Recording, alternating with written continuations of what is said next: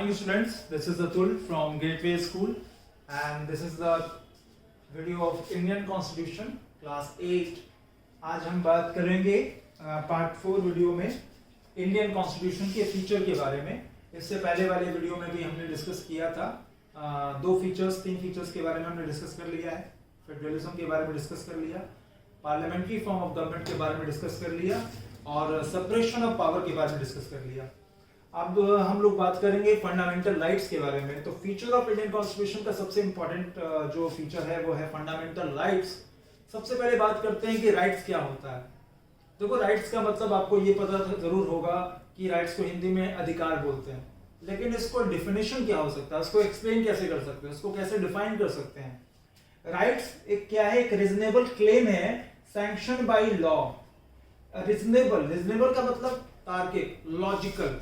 आप किसी जगह पे क्यों जा रहे हो तो आप जो क्यों का जवाब देते हो दैट इज लॉजिकल, कि हाँ मैं इसलिए जा रहा हूं क्योंकि मुझे काम है, तो लॉजिक है आपके पास, रीजन है आपके पास, दैट इज रीजनेबल। तो एक क्लेम है, रीजनेबल क्लेम।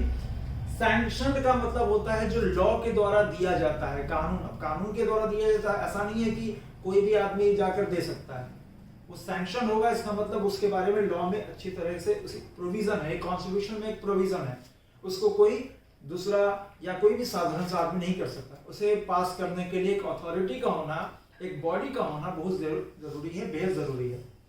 तो राइट्स का मतलब होता है ए reasonable claim sanction by law which is given by the state.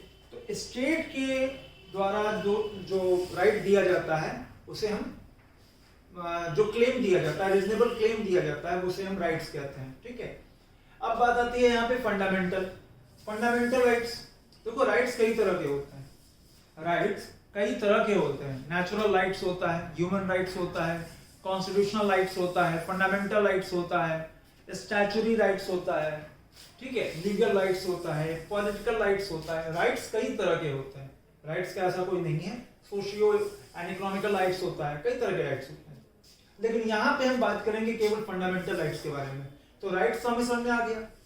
अब फंडामेंटल राइट्स, फंडामेंटल का मतलब होता है बेसिक मतलब मूल, मौलिक। तो इसको हम लोग हिंदी में मौलिक अधिकार भी बोलते हैं या मूल अधिकार भी बोलते हैं फंडामेंटल राइट्स को। और फंडामेंटल राइट्स कितने हैं? 6 हैं। कितने हैं? 6, याद रखिएगा इसको।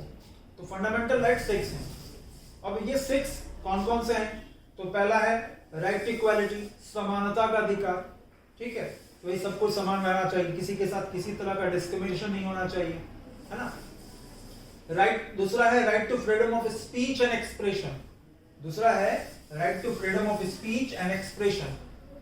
ये क्या है? ये बताता है कि भाई हमें, आप किसी भी राज्य में रहते हो, अपने देश में रहते हो, इंडिया में रहते हो, तो आप सपोज करो कि अगर आप पंजाब में रहते हो या आप मान लो गुजरात में रहते हो, तो आप उड़ीसा जाके रह सकते हो, आप तमिलनाडु जाके रह सकते हो, आप किसी भी राज्य में जाके रह सकते हो, आप किसी भी तरह के प्रोफेशन को अपना सकते हो, किसी भी रिलीजन को मान सकते हो, कोई मनाही नहीं है, कोई रोक टोक नहीं है। ठीक है, दैट इज, वो आपका राइट है, वो आपका अधिकार है। ये आपको किसने दिया है? इंडिया के स्टेट ने दिया है, गवर्नमेंट ने दिया है। ऐसा नहीं है कि आप दूसरे कंट्री में चले जाइएगा तो भी आपको यही राइट मिलेगा। वहां के कॉन्स्टिट्यूशन या वहां की गवर्नमेंट किस तरह का राइट देती है वो वहां के कॉन्स्टिट्यूशन में लिखा गया है। हमारे कॉन्स्टिट्यूशन में क्या लिखा गया है कि इंडियन गवर्नमेंट जो है वो हमें ये सब राइट्स देती है। तो right to freedom of speech, बोलने का अधिकार, सुनने का अधिकार। हम कुछ भी बोल रहे हैं, हम फेसबुक चलाते हैं, ट्विटर चलाते हैं, इंस्टाग्राम चला रहे हैं, कई तरह की चीजें हैं, तो हम कुछ भी लिख रहे हैं ना। हम अपने जो भी हमारे एक्सप्रेशन है, हम जो भी सोच रहे हैं उसको लिख रहे हैं, टाइप कर रहे हैं, वो पोस्ट कर दे रहे हैं पब्लिकली, सब कोई देख रहा है। ठीक है, ये भी एक तरह का राइट ही है। नेक्स्ट है हमारा right against exploitation. Right against exploitation का मतलब, एक्सप्लॉयटेशन का मतलब होता है शोषण। अब आपका कोई शोषण कर रहा है, शोषण कहने का मतलब ये नहीं कि किसी तरह का मारपीट, नहीं, मारपीट नहीं। शोषण का मतलब यहाँ पे है कि आपसे फोर्सफुली कोई काम करा रहा है, फोर्सफुली, जहां पे आप नहीं चाहते हैं वो काम करना, तब भी आपको फोर्स किया जा रहा है कि नहीं आपको ये काम करना पड़ेगा, तो वो उसके खिलाफ भी आपका एक राइट है। नहीं, आपका एक डिग्निटी, आपसे हर तरह का काम नहीं कराया जा सकता, आपका ये काम नहीं है। हर व्यक्ति का एक डिग्निटी होता है, भले वो कोई रिक्शा वाला हो, कोई ऑटो वाला है या कोई बिजनेसमैन है, हर व्यक्ति का डिग्निटी है। वो जहाँ पे रहता है वो वहां पे उसी तरह का काम करेगा। ठीक है, हम उससे केवल उसके जाति के आधार पर या किसी और के आधार पर काम नहीं करा सकती। क्लियर है? नेक्स्ट है हमारा right to freedom of religion. Right to freedom of religion क्या है? आप किसी भी तरह के धर्म को मान सकते हैं, किसी भी तरह के धर्म को मान सकते हैं, इसमें आपको किसी भी तरह का रोक टोक नहीं है। आप हिंदू हो या मुस्लिम हो, इससे मतलब नहीं है।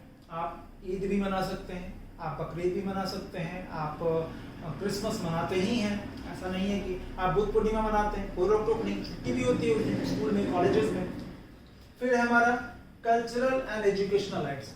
हर कम्युनिटी को ये अधिकार दिया गया है कि वो अपने हिसाब से अपने एजुकेशन को प्रमोट कर सकता है। अगर वो चाहे तो केवल हिंदू बच्चों को ही पढ़ाए, अगर वो चाहे तो केवल मुस्लिम बच्चों को भी पढ़ाए, कोई रोक टोक नहीं है। ऐसा कुछ भी नहीं है कि केवल हिंदू बच्चे नहीं आएंगे या मैं दूसरे बच्चों को नहीं लूंगा, नहीं। अगर वो चाहता है तो प्रमोट कर सकता है, लेकिन वो डिस्क्रिमिनेशन नहीं करेगा, वो भेदभाव नहीं करेगा। क्लियर हो रहा है? नेक्स्ट है right to constitutional cultural education rights के बाद राइट टू कॉन्स्टिट्यूशनल रेमेडीज। अब राइट टू कॉन्स्टिट्यूशनल रेमेडीज बहुत ही इंपॉर्टेंट है। राइट कॉन्स्टिट्यूशनल का मतलब क्या होता है? संवैधानिक। संवैधानिक का मतलब संविधान से जुड़ा हुआ है, कॉन्स्टिट्यूशन से जुड़ा हुआ है, कॉन्स्टिट्यूशन बना।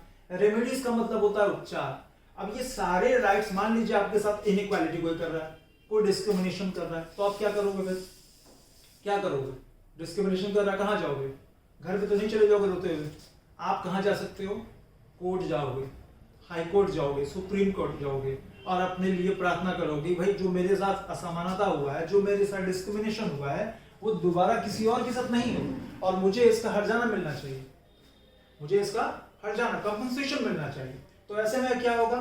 कोर्ट ऑर्डर करेगा उस व्यक्ति को जिसने आपके साथ डिस्क्रिमिनेशन किया है, जिसने आपके साथ एक असमानता का व्यवहार किया है, वैसे में उसको दंड दिया जाएगा। कौन देगा? कोर्ट देगा। तो आपका अगर राइट, किसी भी तरह का राइट उल्लंघन होता है, वॉयलेट होता है, तो you can directly approach to the high court and the supreme court. ठीक है? In the case of very very fundamental rights. Clear है? तो फंडामेंटल राइट्स के पॉइंट्स में हमने क्या सीखा कि फंडामेंटल राइट्स में सबसे पहले राइट्स की बात आती है। राइट्स क्या होता है? A reasonable claim sanction by law. Then fundamental का मतलब क्या होता है? बेसिक। बेसिक मतलब मूल, इस पे पूरा का पूरा कॉन्स्टिट्यूशन टिका हुआ है। जैसे मान लीजिए आप छत पे रह रहे हैं या आप घर पे रहते हैं, घर का सबसे बड़ा नींव क्या है? पिलर, स्तंभ। तो इसी तरह हमारा कह सकते हैं ना, हम ये मान सकते हैं कि कॉन्स्टिट्यूशन का एक बड़ा स्तंभ है, पिलर है फंडामेंटल राइट्स। सब नहीं है, एक ही पिलर है, इस पर टिका हुआ है कॉन्स्टिट्यूशन।